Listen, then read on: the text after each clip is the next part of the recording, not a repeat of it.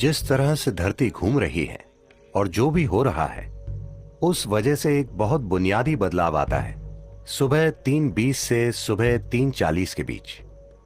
इसे ब्रह्म मुहूर्त कहते हैं। ऐसा बस 33 डिग्री लैटिट्यूड तक ही होता है।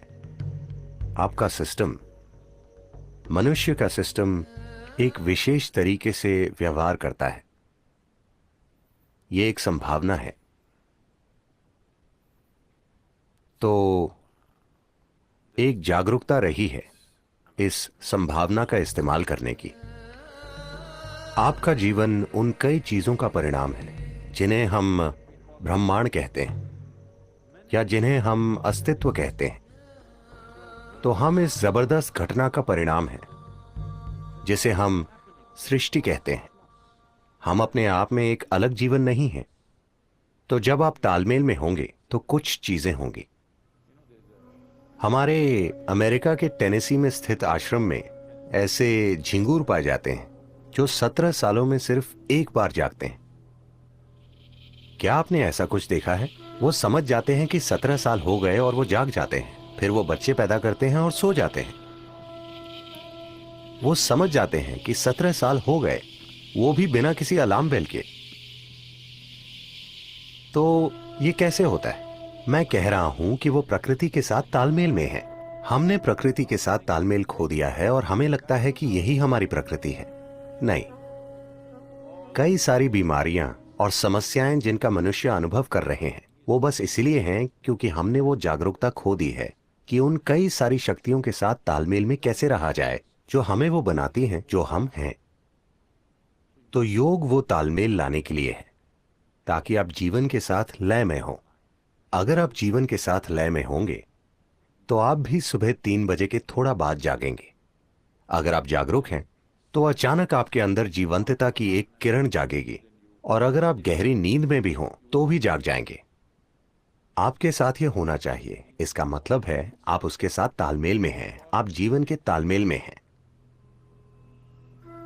तो मुझे क्या करना चाहिए? क्या मुझे ध्यान करना चाहिए या क्रिया? इससे फर्क नहीं पड़ता कि आप क्या करते हैं। आपको वो प्रक्रिया करनी चाहिए जिसकी आपको दीक्षा दी गई है, क्योंकि दीक्षा का मतलब है आपको कोई अभ्यास बस सिखाया ही नहीं गया है, आपके सिस्टम में उसे उतार दिया गया है, उसे आपके सिस्टम में बिठा दिया गया है। तो वो जो भी हो, अगर आप में एक जीवित बीज है और आप ब्रह्म मुहूर्त पर जागें और वो अभ्यास करें, तो इससे सबसे ज्यादा फायदा होता है, क्योंकि तब धरती के बर्ताव का आपके सिस्टम पर वैसा ही असर होता है। अगर आप एक विशेष तरह से जागरूक हो जाएं, आपके अंदर एक खास स्तर की जागरूकता आ जाए, तो आप बस जान जाएंगे You will simply know when the time is. कि वो समय कब है।